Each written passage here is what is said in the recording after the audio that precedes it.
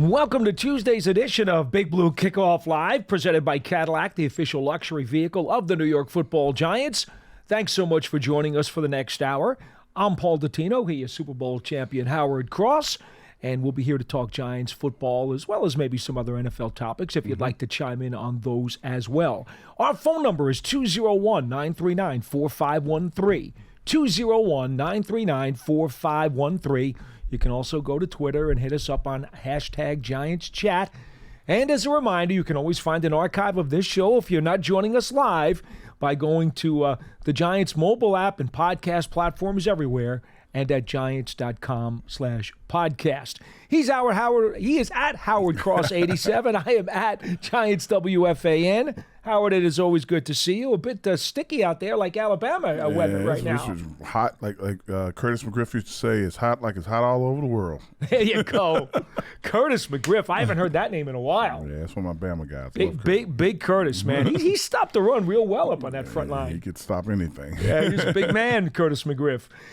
We are going to go through a couple of things here today. I did want to go through what John did the other day with Matt. We were told that the NFC East unit-by-unit rankings, that is 1 through 4 of each of the position groups. So we're going to give you our take on that. But then the other thing I kind of thought we might do, Howard, and I'm going to surprise you with this one because I didn't tell you we were going to do this. The bracket that the Giants 100 people put out, the folks upstairs, about the greatest plays in Giants history. Okay. They got the final 4 finalists. Okay. And I'm curious as to how you would rank the final 4. Oh, I got to see them first. I'm not gonna spring them on you with no. Spring them on me and be like, final 4. I will give you the final 4 at one point during the show, and I want to get your gut reaction. I got fans yelling at me every day. I can't believe this play wasn't on there. I'm like, man, I don't even know what I'm not even looking at it. I don't want to know what it is, so I don't have to defend myself against it the whole time. Well, here's the defense for it is that the fans voted for the bracket. You didn't pick them. But now that we got to the final 4, I have to really listen to them yelling at me now. They're really going to get after me. I was trying to play golf today. You remember this play? Like, yeah, it was great. It was a great play. Absolutely. How could it not? Hey, bro, listen, I got to get warmed up. We're on the putting green. Calm down. All right, so if you want to give us a call, it's 201-939-4513, 201-939-4513. Lines are open. We will start at least by going through some of the positional groups in the NFC East and see where you would like to rank the 4 teams in the conference. All right, so what I'm going to do here, Howard, because I know it can be a little bit difficult to remember all of the players on all of the different teams. I'm going to call up for you, just so we have an opportunity to look at it, is the depth charts. So that it can refresh you, because a lot of teams changed over the course of the offseason. A bunch of teams changed this offseason. So it can be difficult. Zeke's back in Dallas. There's all kinds of stuff going on. If all these crazy ads would actually come off of this this website, we'd be in a whole lot better shape. You got Saquon down in Philly. You got all kinds of crazy stuff. Yeah, well, unfortunately, that's probably the biggest move that was made this year of all the teams in the conference. All right, here we go. Depth charts. Here we go. Depth charts by position, and that's what we're going to want to go to. And we're going to call this up here and go to the NFC East. Okay. NFC East. There we go. That's pretty good. All right. Okay, you good with that? I'm good with that. All right, so here we go. Pearson's going to keep track, and in the meantime, if you want to give us a call, we will be very glad to interrupt this exercise to talk Giants football with you. 201-939-4513. All right, why don't we just start with the quarterback, since that's the number 1 position on the field. Everybody wants to talk about the quarterback. Okay. You got Prescott with Dallas, Daniel Jones with the Giants, Jalen Hurts with Philly, and for the purposes of this exercise, we're going with Jaden Daniels for Washington. How would you rank them 1 to 4? If you're just ranking them by ability alone, Jalen Daniels would be number 1 since he just won the Heisman, right? He's the kid with the most upside, and we haven't seen him yet. But if you're going to rank them by what's going to happen probably this season, not sure what Philly's defense is going to do. I just not. But when you have Smith and that monster down there together, you got to go Jalen probably for the quarterback number 1. I'd put Dak probably number 2, even though I feel like the Cowboys unfortunately might take an actual step back. I'm not really sure what they're doing down there right now. I'd go Daniel number 3, and even though Jalen's a great talent, I'd say Jalen's going to be number 4. By the end of the season, if you go by the stats, if they keep Jalen healthy down in Washington, he's going to shock a lot of people. That kid's a good player. Yeah, at the moment, though, unproven. Unproven. Because you just don't know. And, of course, Washington's offensive line's not very good either. I'm telling you, that unless someone gets to him and gets hit, puts a lot of hits on him, that kid's he's explosive. He's something else. All right. I wound up going. Just so you guys know, this is QB rooms. I know that won't affect QBs as much because there's only a couple. Oh, but, QB rooms? Yeah. Oh, it's not just the starters. Position he wants groups. The whole room? Yeah. Okay. Then if we go to whole room, then does that change anything? Well, does it Howard for you? Let me look. Yeah, if you're taking the entire room, then you got Daniels and Mariota down there. You got Hurts with Kenny Pickett. Yeah. I don't know about that one.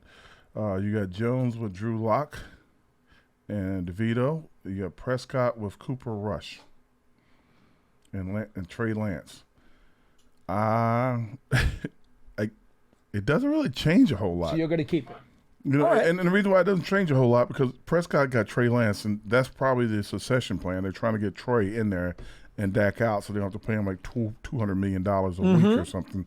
I think that with Jalen, they just don't have anybody in this room that can really like come in and play for him if something happens to him. Kenny Pickett Philadelphia will run him out of town if he comes in and lays an egg. They will not be as polite to him as the Steelers were.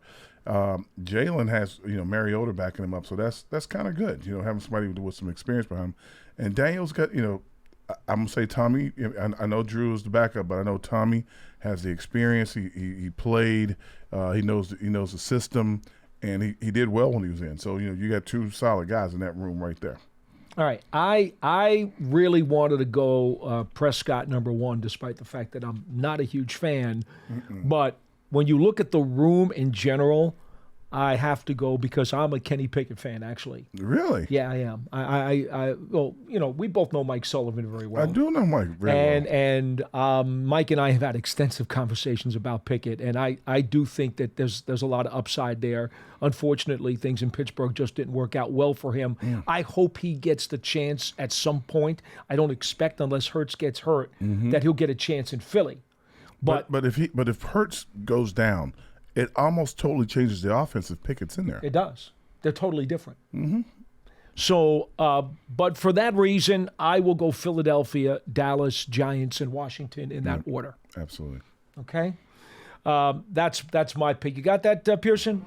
Got that written down? All right. So now we can skip, and we can go to running back. Uh-oh. Again, 201-939-4513 is our phone number. We go to running back in the NFC East. And it's running back room, correct? And it's the room. Oh, it's the room we're going to now, okay? You want me to go first this time? Yeah, I do. So okay. I can read a lot more here. There you go. I don't think there's any doubt in my mind. It's got to be Philadelphia first with Barkley and Gainwell and Shipley. Those 3 guys, I know Shipley's only a rookie, but he's the 3rd string. So, and I'm a big Gainwell guy. I was coming out of school. Okay. So I'll go Philadelphia number 1. I'll go Washington 2 because of Eckler and Robinson for sure. I mean, that's a really nice 1-2 punch. I'll go Giants 3 with Singletary, and then the 2 rookies. Gray's not a rookie anymore, but he's practically, because he barely played. You got Gray and Tracy behind him. And then you got the over-the-hill Ezekiel Elliott leading the way, and not a whole lot else in Dallas. So that's my 4. All right, Dan. I'm going to go – Saquon has a good group of guys behind us, so I'm going to leave Saquon as number 1. But number 2, believe it or not, I think it's going to be the New York Giants. Okay. And I think that I know we think that Devin's going to be a good player, but the kid that they drafted is a dynamic player. I'm talking about Tracy. Tracy's inside, outside. He catches the ball well, and I don't think people realize how good of a player he is. Well, Howard, I think, to be honest, a lot of folks who have watched him think he can be a really good third down back. He's going to be a little bit more than that. So I think if he is, though, that will be over time. I don't know if as a rookie you can give him more than that. A lot of rookies come in and become great. It does backs. happen. Yeah, all it the does time. happen. So I'm going to go Philly. Then I'm going to go Giants. I'm going to go Dallas, and then I'll go. Philly, Giants, Washington, Dallas, in that order because of the entire group of guys, not because of one specific guy, but in the system that the Giants have, and we'll be in third down a lot probably. So he'll be on the field a lot. That's very well possible. That's why I'm like, okay, I'm looking at who's going to get the most burn. Okay. We next go to wide receiver. Again, 201-939-4513 if you want to give us a call and take us away from this exercise. We look at the wide receivers, and this one was also kind of easy for me, Howard. Let me just shrink the screen a tad so you can get everybody on here. And there is your wide receiver list. The wide receivers are kind of easy. You go with experience first. So I'm going with the Eagles because I like Brown and Smith and Roll Tide. I think that those two guys together are two dynamic receivers and two different types of guys. That with Smith with the speed and the incredible route running, Brown out there running like a linebacker, catching balls and pushing guys out of the way. I think those two guys come. Then you'd have to go. Dallas has a bunch of guys. Their top guy is a great receiver, but the rest of the guys, they're pretty good. They're pretty sturdy. Then you go Washington. Washington has with McClain, with Terry down there, and a couple of the other guys around them. I think they're going to be okay. Our guys, good guys. Slayton's kind of the old man in the room, and then you got a lot of guys that are like trying to figure out if they're going to be proven, how they're going to be proven, how they're going to play. I think the Neighbors is going to be like one of those talents that's going to set the world on fire. And I think he's going to make the Giants receivers room jump way up. But right now, we got to make sure everybody's healthy and get through it. This is where I reached. Okay. I don't think I reached on any other position with the Giants, but I reached here because I have Philadelphia number 1, Giants 2, Dallas 3, and Washington 4. I do not go against CD Lamb. And I understand that. I'm thinking that, Neighbors, if he comes out of the box like a house of fire, there's the potential that he could be every bit as dangerous as what Lamb is. I think Slayton is incredibly underrated. I think Wan'Dale Robinson in this offense is going to be much more dangerous than just a standard wide receiver. Okay. Because he does a lot of funky things. I hope so. Okay. And look, Jalen Hyatt, I didn't even get to him yet, but he's the 4th receiver I'm going to mention. And I think Jalen Hyatt, I got a feeling he's going to take another step. I really do. I think with Neighbors being here and the kind of player that Neighbors is and the kind of personality that it is, it's going to make Hyatt want to take more steps because he doesn't want him to come in and leave him. Competition in the room. Yeah, he doesn't want him to come in and just leave him in the dust. So it's going to be interesting to see. Okay, Pearson, you got those? Yeah, remind me of yours one more time. Is it Eagles, Cowboys, Giants, Commanders? No, I went Philly, Giants, Dallas, Washington. Gotcha. That's the one position where I think I really reached with the Giants. I don't know if I'm really overestimating or giving them a little too much. You'll rest me. The rest of them, I think you'll find that I'm pretty square. But that one, I guess I'm just hopeful more than anything else. I'm hopeful for that too. I'm hopeful that the room is really dangerous. And here's the thing now: Philly could drop out of it real easy if Brown goes down. No doubt. Yeah, no doubt. CD Lamb is kind of the focal point of Dallas, and those other guys are kind of like nice fillers, but CD Lamb is their guy. Whereas Washington, they got a bunch of little guys down there, and I don't know who, outside of Terry, who's going to be the guy. Right. And that's what makes them dangerous. I'll go with the tight ends here, and then we're going to get to our phone calls, 201-939-4513, just to get the offensive skill positions out of the way, Howard. Remember, the entire room. The entire room. Okay, go ahead. Please, tight ends. Go right ahead. First. You're first. Me first? I got to go. I got to go with Dallas. I'm a huge Jake Ferguson guy, and Schoonmaker, as a former second-round pick, backing him up. I think that's a lot of talent right there with those two fellas. I then went with Philadelphia. I mean, Goddard is just so proven, and even Uzama, who comes over from the Jets, he had several very productive years with Cincinnati. Went to the Jets and got buried. Okay. I think he's going to come back and have the kind of year that he had with Cincinnati when he caught 40 balls. He's going to have to make the team. I think he will. Okay, all right. They use a lot of double tight ends there. Okay. I went Philly second, I went Giants third, and I went Washington fourth. And why Washington fourth? Zach Ertz is still there. Well, Ertz he's 1,000 years old, but he's still there. He's 1,500 years old, and Sinnott, who I really liked coming out of the draft, is just unproven. Okay. And I'm just thinking right now between Bellinger, who I hope has a terrific third season and a bounce back year for him. And I've seen what Theo Johnson can do in the spring. Again, this is a projection. Mm-hmm. It's a projection. To me, it comes down to Giants against Washington as to if you wanted to flop those. You got Johnson and Sinnott, the two rookies, and you got the two vets, Bellinger and Ertz. But Bellinger should be ascending into his prime. Ertz is on the 18th hole, as you said. Okay. All right. So I get that. So if I'm looking at them and the way they're going to be used, I'm going to go probably Philly's probably going to go number one, and Dallas is going to go number two. Actually, Dallas will go number one, and Philly will go number two. Which is how I have it. Yeah, because Dallas gets the ball their tight ends more. Then I'm going to kind of go in the same direction as you, but I'm going to go for a different reason. I think Bellinger is the perfect inline and move to the slot guy. I think he blocks well enough. I think he runs decent enough routes. He catches the ball. And I think the kid that we drafted, he is kind of a dynamic player. I think you can split him out. He's not afraid to get in there and mix it up, blocking. And I think that's going to be the thing that's going to surprise people. Like, they could be in the game at the same time, and you're not going to know which guy's going to be in and which guy's going to be out. They can leave him as an inline blocker. He's going to go in there and fight for it. So he blocked a lot at Penn State. Yeah, so I think that moves him to three, possibly two, because they're going to have a good showing this year if the offensive line stands up. Yeah, well, of course, the thing with the Giants is if their front five can protect, they won't have to rely as much on those tight ends to block. And we know in the last couple of years, the tight ends have had to do a lot of extra work, Howard. I think they're going to be okay. All right, 201-939-4513. Quickly, let's go to a phone call because I see the phones are lighting up. Pearson says somebody is already on hold. Uh-oh. And so we're going to go to George from Florida. You're first on Big Blue Kickoff Live. Hello. Hey, George.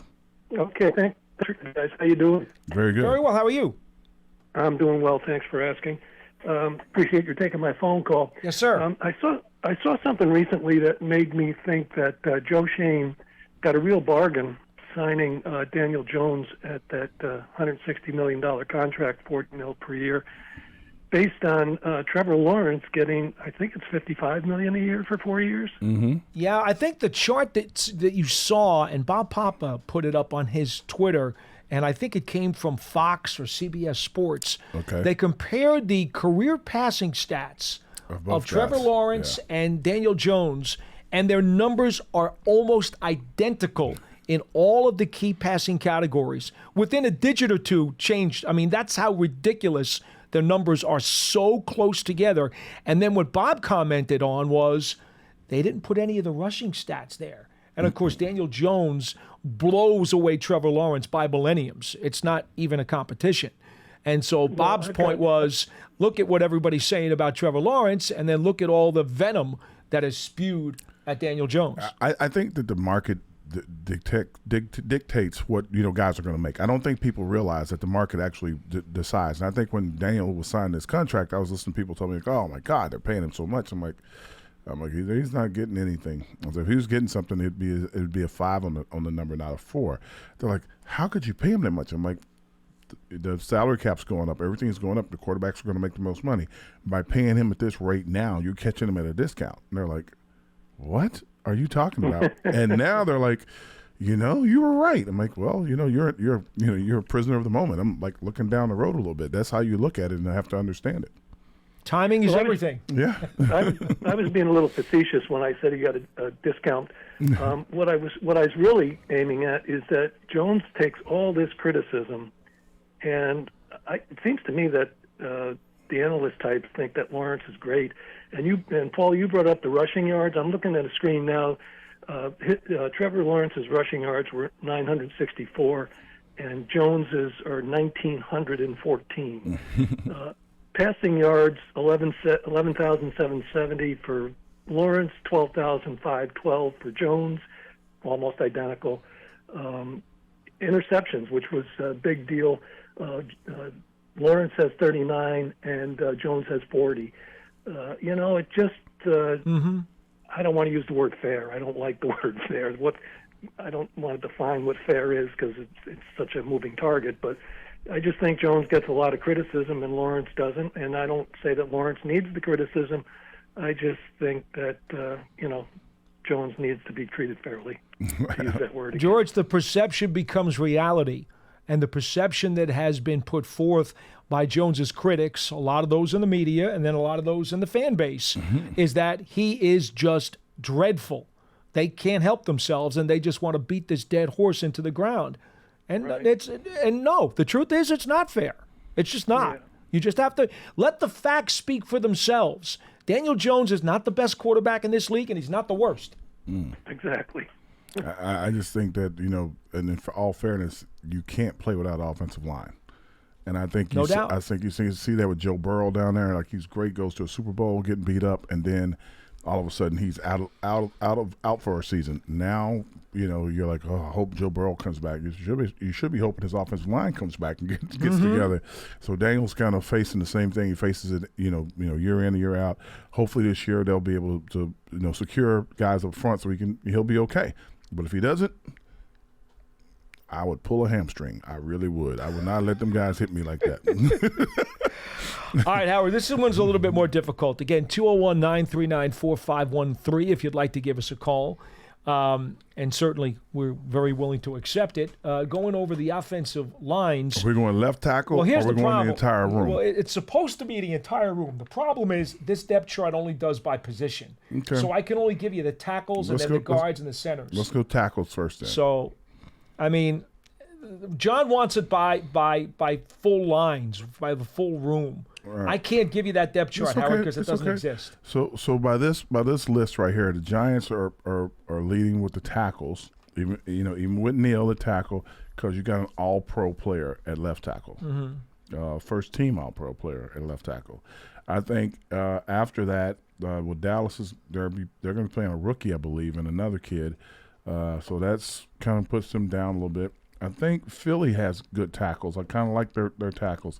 And then the tackles from Washington. So I think Dallas in this case, from the tackle position right now, because it's unproven, Dallas probably has the last row of tackles. I think the Giants had the potential to have the first group of tackles in this just because of the All-Pro player of Mr. Thomas. All right, now keep that in mind because now I'm going to give you the guards.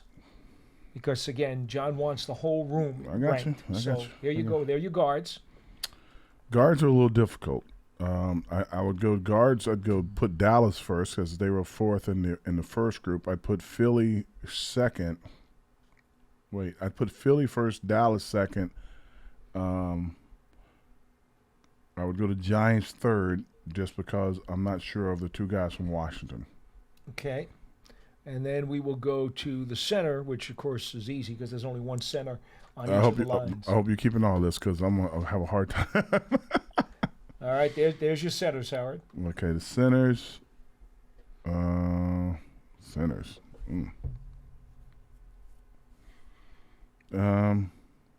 Philly centers change, so they're going to go down a couple notches. You have to after Kelsey. Yeah, you don't have a choice. There's only one way to go. I'm going to go Dallas, Philly, Giants, Washington.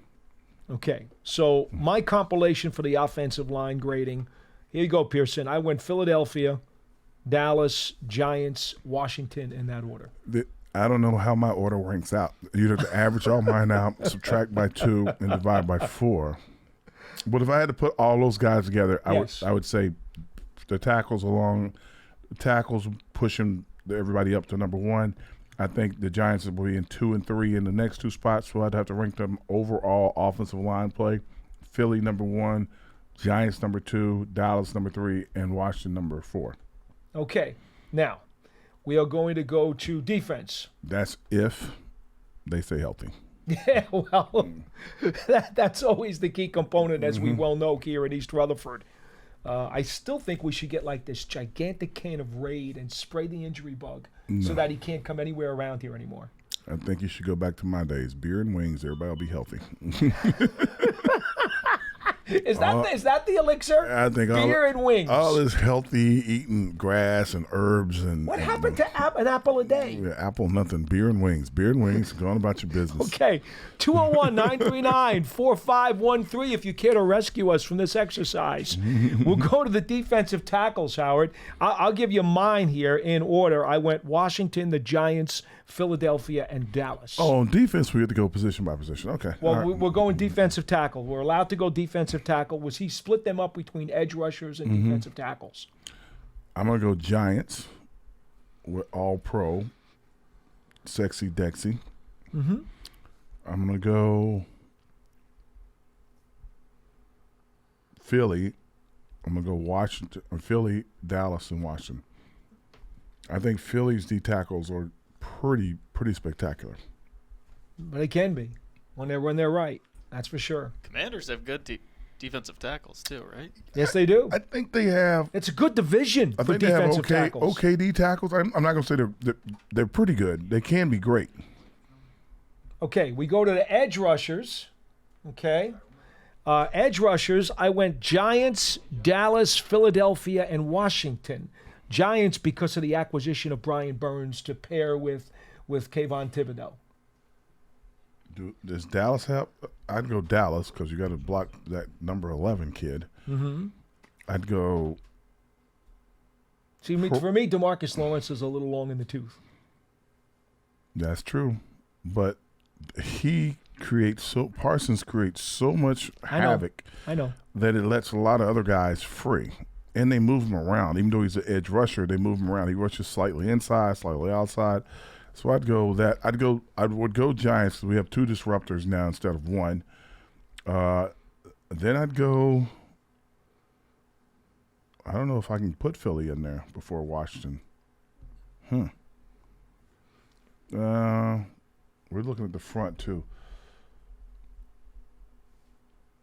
I guess you go Washington and Philly. Okay.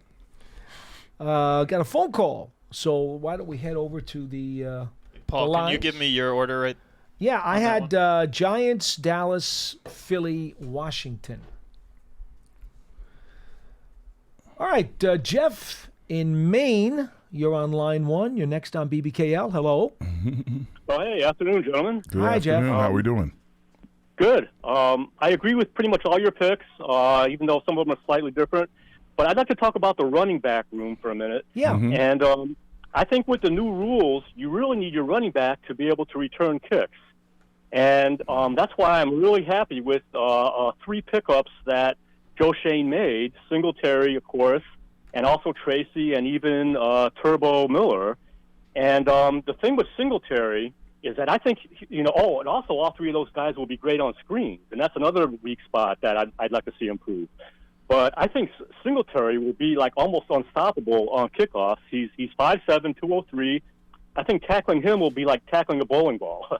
I mean, I think he'll be great. The other guys could be great too. Jeff, I would only say this before you go any further. It's important to stop you there because during spring drills, Singletary has not been taking any kickoffs. Okay? During the media sessions, which I'm allowed to talk about, I can't talk about the non-media sessions, but during the media sessions, we've seen Tracy back there, Turbo Miller back there, Slayton, Robinson, that's Wan'Dale Robinson.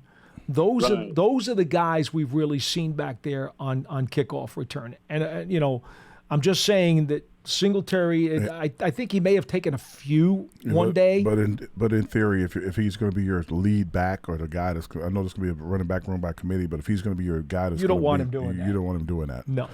Well, that's what John and Matt were saying too, but I got to disagree because with the new rules, I think that it won't be any really more dangerous than doing a screen pass, and you wouldn't exclude him from that. I don't think. I think by the new rules, if it were me and I was playing on the kickoff team, if you didn't get a chip on me and I get a free run at a guy and there's no wedge back there or anybody I don't have to defend myself against, you're going to run through him. And I think that they're going to find that out really quickly. They're going to see some returns for touchdowns. They're going to be awesome. And then they're going to see some guys that are going to have to slide down not to get blown up. Because there are going to be some times where you don't get the guy that's running down the field or you didn't expect him to make that move, and he's going to get right by you. And it's going to be – and the running back's running at full speed, and the guy that's tackling is running at full speed. And Jeff, to expand on what Howard said before about Tracy, yeah, he's a rookie, but many times in this league, you'll see rookies break in on special teams and make a quicker impact there than they will in the standard offensive or defensive set. So I think Tracy, who has been taking reps as a kickoff returner, he's a very logical candidate. Yeah, and again, I'm not saying that Singletary wouldn't be great. I'm just saying that, you know, I go back to watching, if you watch University of Alabama games, like an emphasis on special teams is to try to get a big hit on the kickoff returner. And a lot of times guys will not bring it out of the end zone because they don't want the crowd going crazy. Okay, you guys could be right. From what I understood, though, is that the defending team isn't allowed to even start running down the field until the guy already catches it. That's so true. I'm thinking that might be safer. I don't know. I don't know if anyone really knows exactly what it's going to be like. It is anticipated by the special teams coordinators around the league. We've heard the conversations. I've been watching the other league too. The XFL. You can see in the XFL. You can see how some coaches are able to scheme it up and these guys can get free, and you can see how they try to scheme it up, and you got a guy that's slightly faster or a little more wiggle that gets through the line. And he blows it up. Yeah. It is anticipated, though, that running backs will be the best fit for kickoff returners. That much is true. Right, because they have to know how to take a hit without getting injured, which is why I would not like to see Malik Neighbors back there at all. No. No, I think we agree, Howard. That's back to the Seahorn days. He'll never be back there. Okay, good. And yeah, I'd be fine with Miller and Tracy back there to start. But I think to get through a whole season, and considering that you'll have two back there at a time, you're really going to need 3 or 4 good returners. I think Slayton was only taking punt returns.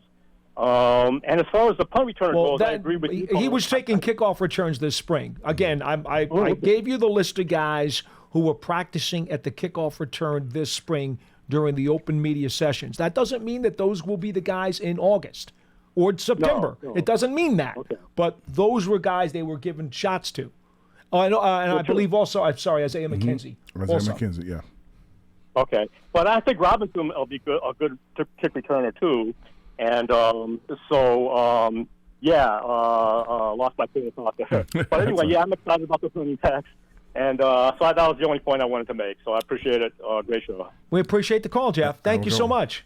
201-939-4513. Did you want to add something? I'm just saying the kickoff is going to be special this year. If you guys have a chance, take a chance and look at some of these. Was it USFL, FU? The XFL that used whatever it is right now, you should watch it if it's still going on, just so you can see the kickoff return. The UFL just had their championship game. Well, then it's it. Dan, you missed it, Dan. You should have been looking at it because that rule is very interesting the way it works out. All right, we got to go inside linebacker, back to our grading system, unless you guys want to dial us up and save us on this one again. 201-939-4513. Inside linebacker, I went Giants, Washington, Philadelphia, and Dallas. For me, it's very simple. Bobby Wagner, who is now all the way in Washington after bouncing around from Seattle and San Francisco, and now he's with the Commanders. Too long in the tooth for me. I get it. He's a Hall of Fame player. But right now, Bobby Okereke is in his prime. He's my guy. And we're doing rooms and not players, right? Correct. Okay, if we're doing the room, then I think the Giants do have the best room so far. I think it goes to Giants. I think it goes – I would go Dallas, then I'd go Philly, then Washington. I think that those guys – I'm not sure Devin White is – did he come over from somewhere? White was he at Georgia? No. White was in Tampa. Yeah, he was a free agent and did not live up to his potential with the Bucs. They let him go. So they're having issues with their trying to stop the run and stuff. So they're bringing him in to be like a sideline to sideline guy. So that's going to be his moment. So I'm gonna go Bobby Okereke, who didn't miss a game last year, and the guys who follow him up. I think he has a good group of guys that are in his room with him, and I think. You go Dallas, Philly, then Washington. And it's not anything against Bobby Wagner. Like you said, he's a Hall of Fame player, but I don't think he's ready for if those big guys in the front aren't protecting him, he's going to get a lot of contact. All right, let's go to cornerbacks. Howard, I'll let you go first on this one. Cornerbacks, that's going to be rough. I'm going to go Dallas because I think Diggs is a special player. Roll Tide there. I think he's going to be good for a long time. I think the guys that follow him around and the off guys, the slot guys there are really good.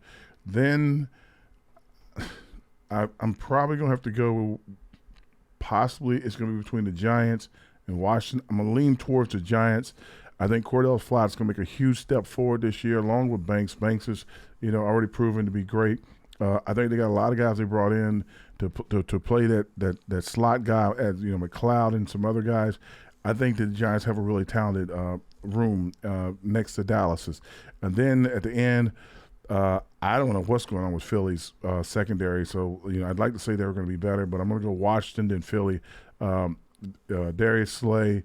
Good player, been around for a while, but he's been bounced around because he just doesn't have the foot speed he used to have. Still crafty, still smart, but you got to stay after him. And Isaiah Rodgers, they're hoping he's going to be really good. They're going to need some other guys. They're going to need some guys in the slot to cover guys. And this division is going to have a big impact from slot receivers and tight ends. So I'm not sure. All right, I went Dallas because of Bland and Diggs. Mm-hmm. I just don't think there's a better corner combination in the division, and I don't think it's close. And then after that, it got sticky for me because we're talking about projection as opposed to production, and then there's the age question and the injury question. I couldn't help myself because Quinyon Mitchell, the first-round draft pick who landed in Philadelphia and angered everybody. Mm-hmm. It's ridiculous how he fell into their laps. Between him and Slay, I decided that I was going to go Philadelphia there in number 2, followed by the Giants and then Washington. I am with you, though, on Cordell Flott. I think he is going to have a really good year. I think he's going to have a year that people are going to be shocked about. That kid can play. He has always been targeted for the boundary in my mind. Out of necessity, he had to play some slot when he came here. That is not his best position. And he is a boundary. You put him in the slot, and he covered guys. He's better on the boundary, though, Howard. He might be better on the boundary, but I'm just telling you. I was very surprised when he was in there. I'm like, man, I said, run it. He's sticky. They're running at him. I'm like, they're going to have to run at it to get him out of his game. And he hung in there really good. He's very tough for his size. Yeah. Pound for pound, very tough kid. All right, let's go safety. And there you go. Safety, I don't have any clue about because the Giants would have been in number 1, but one of their guys had to take a trip. Green Bay's a bit of a trip. Yeah. Safeties. Whole room. While you ponder, 201-939-4513 is our phone number. Please feel free to give us a call. Safeties. Let me hear yours. Let me hear how you Safeties, I went Dallas. I don't think there's any doubt in my mind that Hooker and Wilson are the most accomplished of the safety duos in the NFC East. Then I went Philadelphia. The production of Blankenship was very high last year, even though they give up a lot of big plays. Mm-hmm. He is a tackle producer, and of course C.J. Gardner comes back from Detroit, and they're hoping that he's healthy and that he can give them some really good play. So I went Philadelphia second. Giants, I went third because we just don't know if Belton or Nubin are going to start opposite Pinnock. Belton has shown flashes, but is he capable of stepping up and being a full-time guy? I don't know the answer to that. I think so, but I don't know that. And Nubin, who I have a tremendous amount of hope for, is he ready as a rookie? Is he ready to be the guy? Well, at strong safety, he can be ready. All he's going to do is be filling in on the run support and taking that guy that's coming in the curl flat area that's coming out. That's where he's going to be playing that lower position if they play that kind of defense. Well, I went them third and Washington If he fourth. plays back at if he plays back at a 2 deep, or if he gets caught in a deep third, then that's where you have to be okay. We don't know what's going to happen with him. I think you have to go with Dallas because of the experience. Number 1, I think that's pretty good. I think the Philly, I would take them. I know you say they've been productive, but last year there was a boat race on their safeties the entire year. So I am going to go with history instead of a possibility.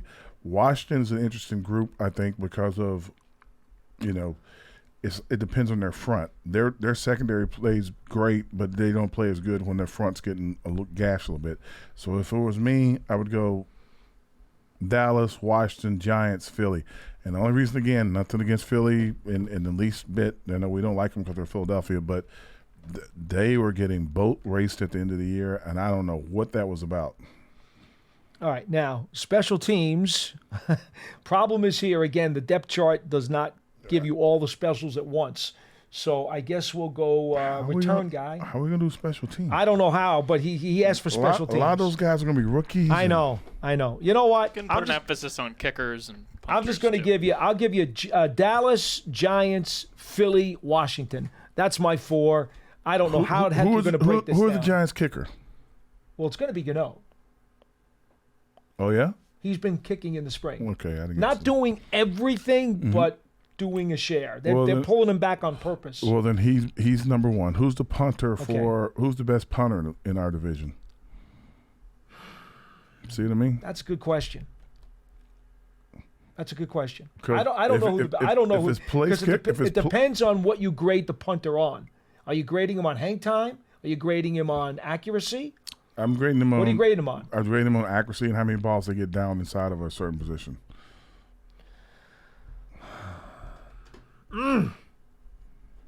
Anger's probably the best punter. Anger's the best punter because their defense puts their most No, their offense is always getting. You don't think this kid from Philly is number 1?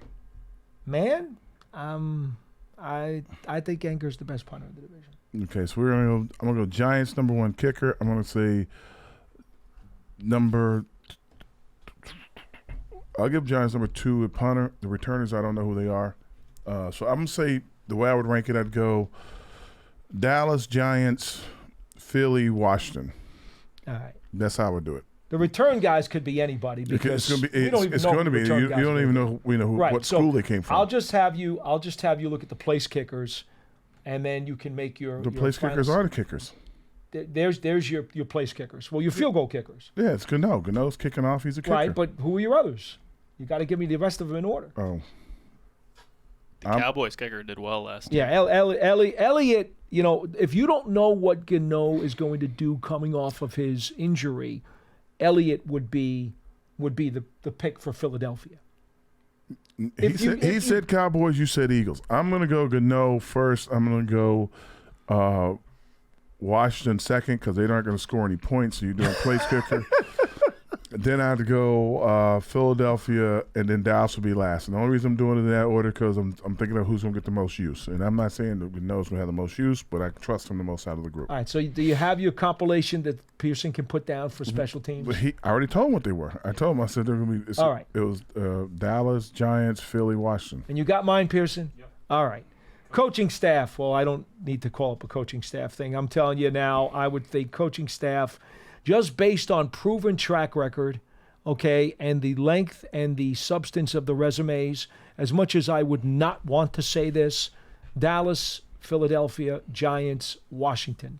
I don't want to say that, but I think the resumes are stacked. Dallas lost their offensive coordinator or the defense coordinator? Both. They lost both. Over the last 2 years, they've lost both. Okay, so that's over the last 2 years. That's going to be a change and a big growth for them. Philly lost a lot of guys. Their offense coordinator wasn't the same guy last year. I think they stuck with him, didn't they? Or did they bring somebody else in? Sirianni changed coordinators last year, offensively and defensively. And I believe, didn't he fire his coordinators again this year? Was it Matt Patricia last year? Or was Yeah. that the year before? Okay, so. Oh, he's got Kellen Moore and Vic Fangio, That's of course. What I said. They changed. So if I had it again. If I had to pick coaching staffs. Yeah, you want the names? I'll give you the names. Dallas goes with. You don't have to give me the names. This is how I would go with them. Well, Schottenheimer and Zimmer. Yeah, Dallas. This is how I would go. I would go. Giants would go number 1, and people are going to think I'm a homer, but I'd go. Giants are going to be number 1. Okay. I think that they're going to have the better. I like the defensive coordinator coming out of Tennessee. I think that they ran a similar defense, but not as blitz happy. I think it's going to make a big difference in it, and we've picked up the right defensive guys to run that defense. I like the offensive coordinator. But I also think that they're saying coach might be making calls at the plays, so that's going to be very interesting as well. If the offensive line coach can get those guys to block the twists and stunts, That's going to be a big improvement. And then the defense is just running wild over there, and I think the coaches are doing a good job. I go after the Giants being number one, the number two coaching staff I would go with would have to be, I hate to say this, probably Washington.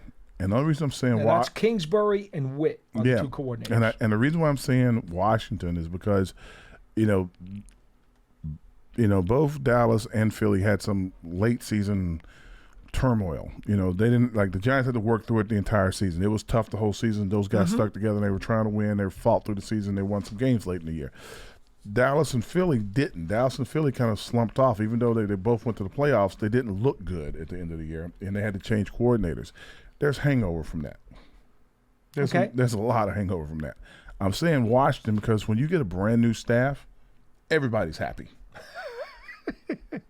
I hear you. Everybody's happy, full of anticipation, excitement. The new guys are always better. Yeah, right? they're like, we really got it now. We're coming into our own. So as far as for the fan bases, that's what's going to happen. Then the last two, I think. I pull for Sirianni. I don't know why I pull for him. I guess because Jalen's down there and that's my guy. But I think it's going to be Cowboys and then Philly, and that's coaching staffs, and that's how I look at them. If I had to pick a staff with a healthy team in the playoffs to go through a really tough game, I'd go to Giants first because if they've made it to the playoffs, they're really healthy and these guys can coach. Mm-hmm. Right? I'd go Washington because they don't know. These guys don't know what to expect down there because they're in the playoffs. They're in La La Land. Then I'd go Dallas, then Philly. The only reason I'm saying Philly isn't where Philly is because that city will drive you crazy, and if you're not on top of your game or you're having an issue, you don't want to be coaching down there. All right, Pearson. I look at all factors, Pearson. I think we're done. Pearson, I look at all factors. I don't let anything off you. 201-939-4513 is our phone number. Finally, we just want to make sure you folks understand that coming up on Thursdays, the Giants Night of Legends at the theater at Madison Square Garden. Go to Ticketmaster. There are still some tickets available. All of the biggest names in Giants history will be there as they celebrate the 100 seasons of New York Giants football. We'll see Parcells, Taylor, Manning, Coughlin, you name it, Sims. They're all going to be there, all the biggies.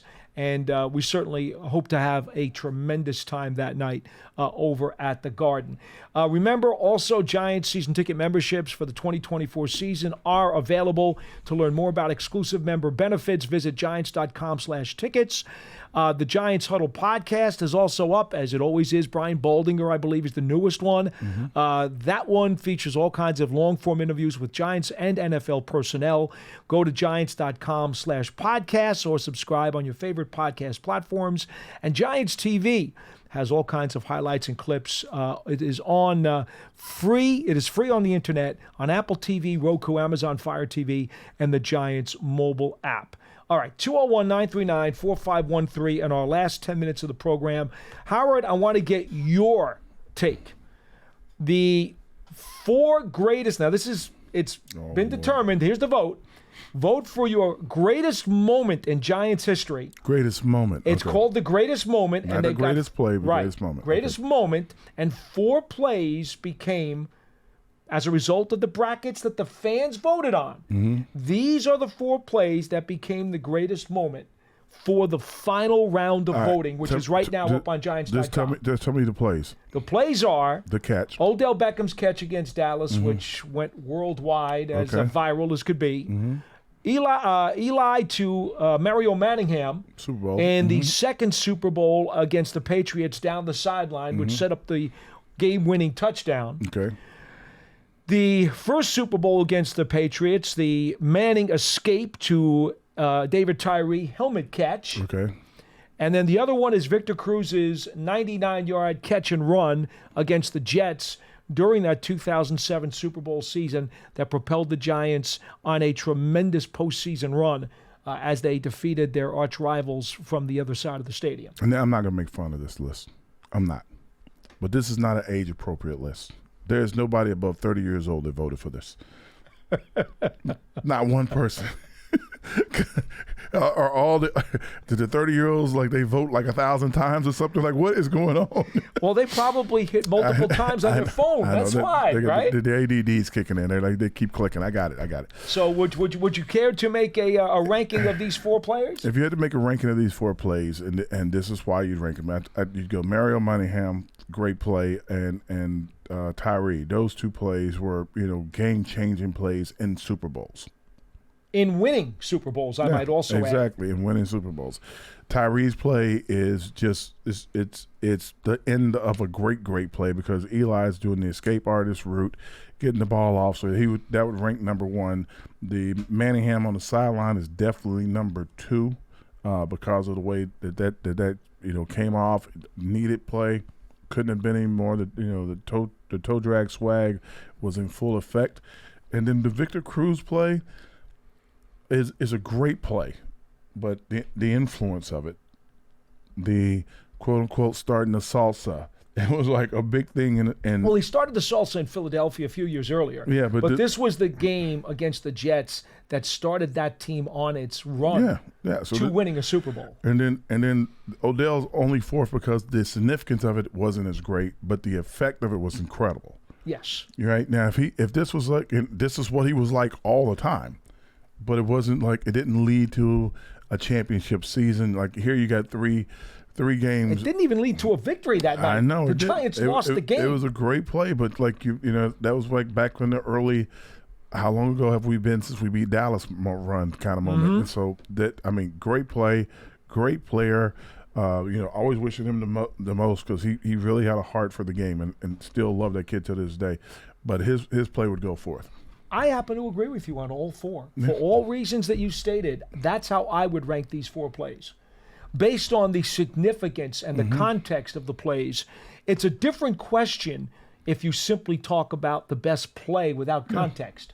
Because then Victor Cruz's play would probably be 4th. Yeah, I would have taken like Mark Ingram in the Super Bowl breaking 7 tackles, trying to get the first That was down. your Super Bowl, That Howard. was my Super Bowl. Your win. That you was had a win. loss too. Yeah, I had a loss too, but I would have taken that play as one of the top plays. I would have taken any play from the Ice Bowl. I know we weren't around to see it, but that's like the start of TV, right? Well, the Ice Bowl was Green Bay and Dallas, though. Wait a minute. When the Giants play in the Ice Bowl kind of situation? Well, they played in the snow game when Summerall hit the field goal against Cleveland. That's not the game. If that's what you're talking about. Are you talking about the sneakers game? The sneakers game. Oh, back in the 30s. Oh, then that's before TV. That's way before TV. The other plays that Bob and Schmuck were saying could be considered in the top 4 were the Seahorn pick 6 and the against Philadelphia, which was a phenomenal athletic play. And the what's his name? There was like 4 blockers in front of him, and he still made the tackle against the Packers. Oh, you mean Webster? Antonio Pierce? Yeah, Antonio Pierce. Okay. That was another play. I will tell you, one of the greatest athletic plays in Giants history was Osi Umenyiora on the one-handed tip sack, and then deflecting the ball, picking it up, and going. Strip sack, fumble, touchdown. Yeah. That was one of the most athletic plays. If you wanted to go top 10 athletic plays, OC's play would be in there. I think any play that Plexico made while he was here. Yeah, right. Yeah, Plex was a beast. Oh man, love Plex. I mean, any sack by Lawrence Taylor could be in there. Him getting up off a guy and go and saying like, "You guys got to do better than this." That's crazy. Howard, let me ask you a question about Lawrence, because you played with the guy. Yeah. Okay. While I understand, because he's the greatest defensive player that's ever played in the National Football League, and there is no competition with anyone else. I'm sorry, but they all have to take a back seat. Lawrence Taylor's tackle, when he comes from the backside and tracks Reuben Mays down against the Saints, from all the way across the field, I'm sorry. I know it's not a strip sack. I know it's not an interception for a pick 6 like against Detroit on Thanksgiving Day.